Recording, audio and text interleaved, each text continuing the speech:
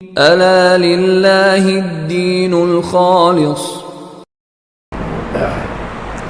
حضرت ابو جحیفہ کہتے ہیں، یہ بھی بخاری میں، کہ میں نے نبی علیہ السلام کو دیکھا کہ حسن بن علی میں آپ پوری طرح آپ کی مشابہت تھی۔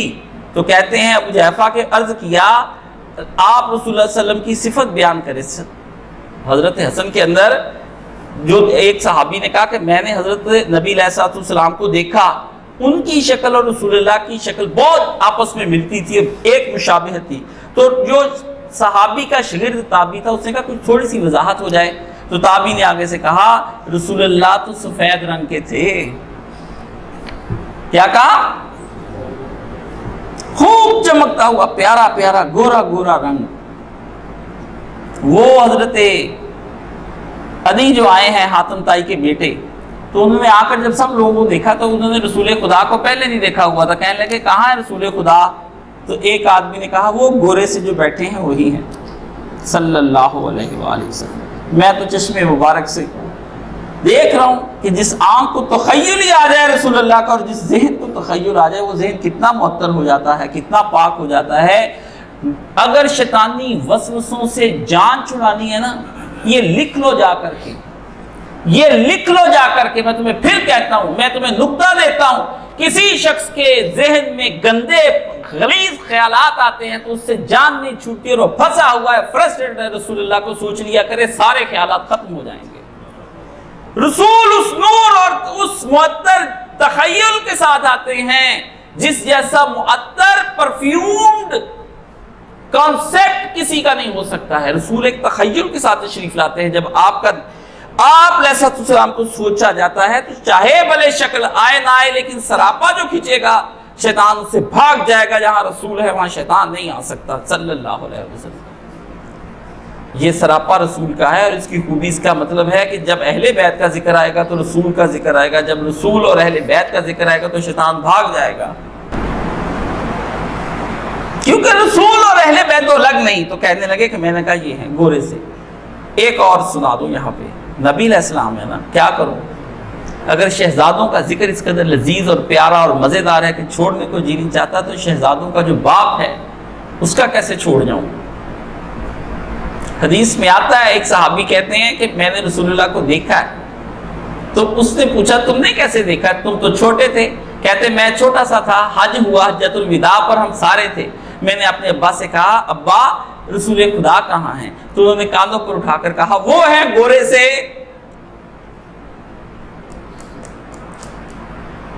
وہ جو چمک رہے ہیں وہ ہیں رسول اللہ صلی اللہ علیہ وآلہ وسلم۔ اس رسول کے ہوتے ہوئے امت گمراہ ہو جائے، میں بہک سکوں یہ مجال کیا؟ میرا رہنما کوئی اور ہے، کیسے بھٹک سکوں میں؟ مجھے بتائیں کیسے آپ بہک جاتے ہیں؟ میرا رہنما کوئی اور ہے۔ جس رہنما کے پیچھے ہیں، اس پاک چمکتے نور کے ہوتے ہوئے آپ کو اندھیرا لگے، یہ کیسے ممکن ہے؟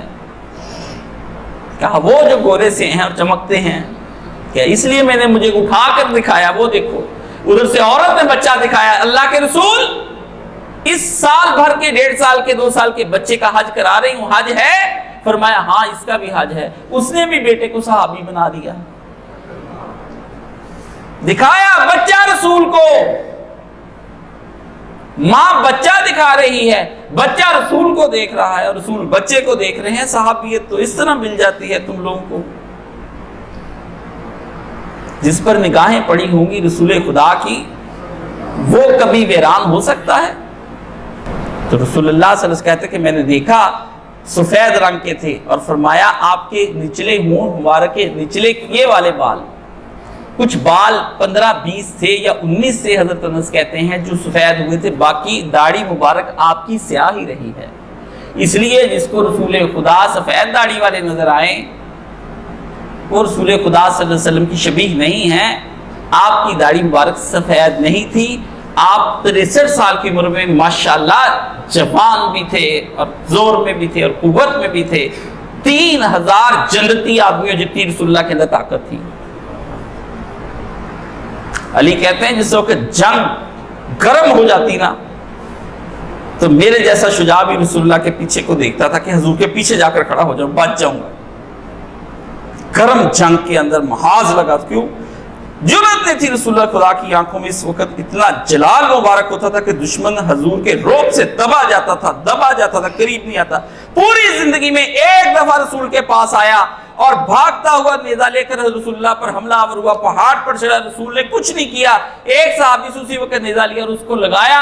اس کے نیزہ لگا نہیں, یہاں پہ ہلکا سا لگا اور پیچھے کی طرف گرا اور کہنے لگا لوگوں میں آگ میں جل رہا ہوں. پیغمبر نے جرأت نہیں کی, ایک نہیں کی, بس احد کے موقع پر میں نے دیکھا وہ جگہ, میں نے کہا اچھا یہاں تھا. وہ آیا, فرمایا رسول نے کہ مجھے اللہ نے اتنا رعب عطا فرمایا کہ میرا دشمن 1 مہینے کی مسافت پر ہوتا ہے, وہیں اس کے دل پہ میرا رعب اللہ ڈال دیتا ہے.